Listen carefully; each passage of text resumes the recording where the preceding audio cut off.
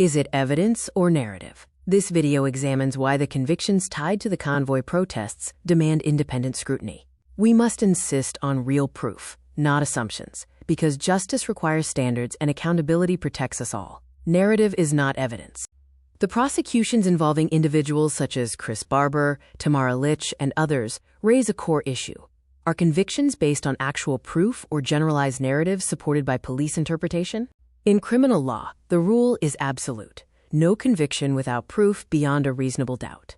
This means a specific act must be proven, a specific person must be tied to that act, and the proof must come from reliable, admissible evidence, not summaries, conclusions, or overall impressions.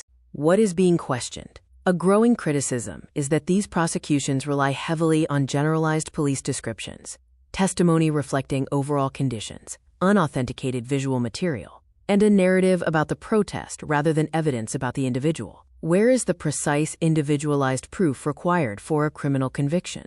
The legal fault line is evidence versus opinion. Courts must draw a hard boundary. I saw this person do this specific act is evidence. This protest caused disruption is opinion or a conclusion. Convictions must rest on evidence. If they drift toward opinion, the standard of proof is not being properly applied. Photos and videos are not automatically proof. For visual evidence to be considered reliable, it must be properly authenticated, clearly tied to the accused, and contextually reliable. Without these elements, they are merely illustrations, not evidence of guilt. Why this matters? Once the system accepts generalized testimony, narrative framing, and a weak linkage between the person and the act, the, quote, beyond a reasonable doubt standard begins to erode. This erosion will not stay contained to one case. When confidence in the justice system breaks, oversight must step in.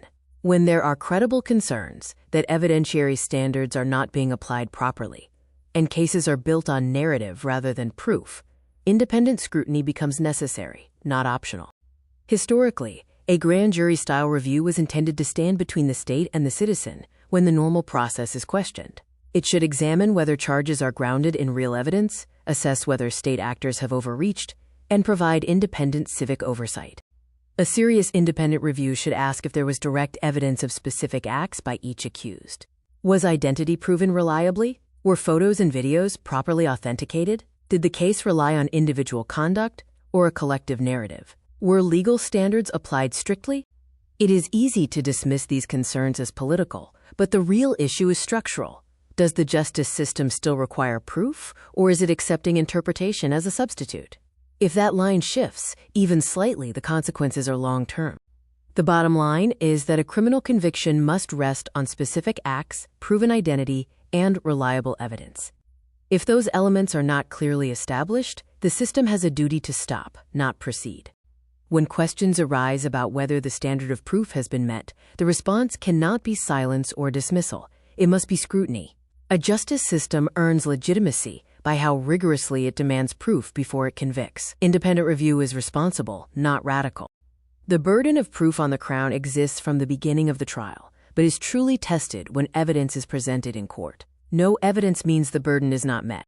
If the Crown only offers general statements, no specifics of what was seen, no clear act tied to the accused, or no reliable evidence, that legally amounts to no evidence on an essential element. A key moment occurs after the Crown closes its case, allowing the defense to bring a motion for a directed verdict or non-suit. The judge must dismiss the charge immediately if there is no evidence on each essential element that a reasonable jury could use to convict. The concept of no evidence matters because courts require admissible evidence of the act, the intent, and identity. Vague conclusions, group descriptions, or assumptions are often treated as no evidence at all. It is an important distinction. Weak evidence may allow a case to go forward, though it may still lead to an acquittal. However, no evidence on a key element means the judge must dismiss the case. The final legal bottom line is that the burden of proof is always on the Crown. This requirement becomes decisive once they finish presenting their case. If real, specific, admissible evidence is not provided, convictions can violate the law. These cases should be reviewed by a grand jury to hold those responsible to account.